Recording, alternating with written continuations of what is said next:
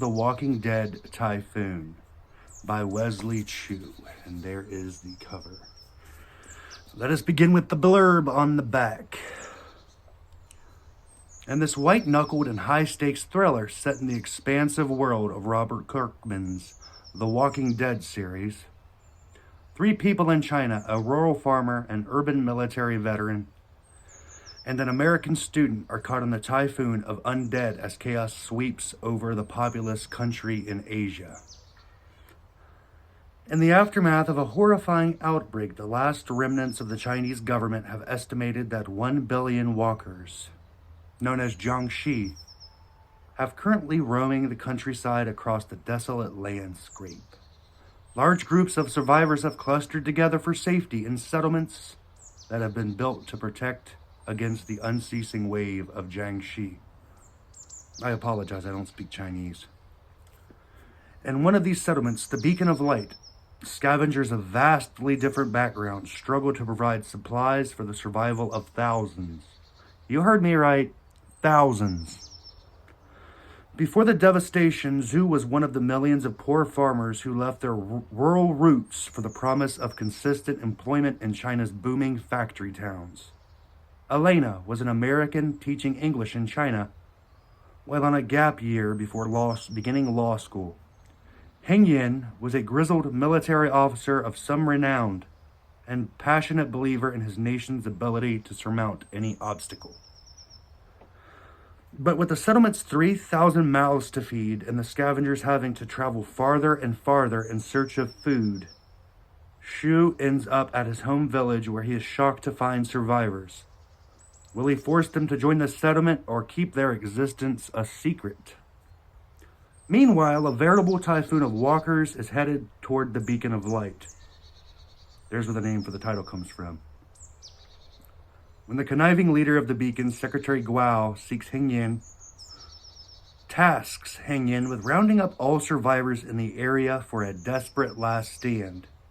The military man sees it for the foolish, futile directive that it is. Ever the patriot, though, he will stand with his fellows to the very last. But Shu finds himself caught between his love for Elena, his duty to the Beacon, and his desire to flee with his home villagers. With time running out and the stakes higher than ever, these 3 must figure out how to survive the overwhelming odds against them. And it is a decent, bold print. Doesn't take very long to read, even though it is kind of, The Walking Dead Typhoon. It's part of the Walking Dead Expanded Universe, the TV series, and then this one's in China. And as you can imagine, with a huge population, yeah, things do not go well. So they have a term called wind runners. And these are the people that are tasked with finding the supplies. Part of me kind of felt that this was a critique on the Chinese government.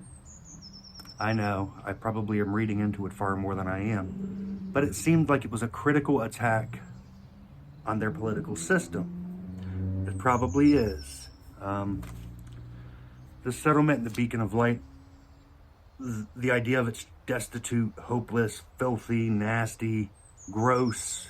As you can imagine, 3,000 people living in a closed-in settlement, surrounded by the dead. It's exciting to read. It's extremely stressful to read, to the point where at times, I had to actually put the book down to stop reading it because it is that stressful. The characters are believable.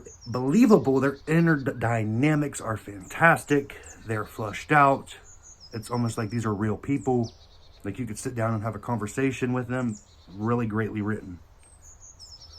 The world building is just dark, menacing, stressful, brutal. I mean, it is The Walking Dead. What more do you expect?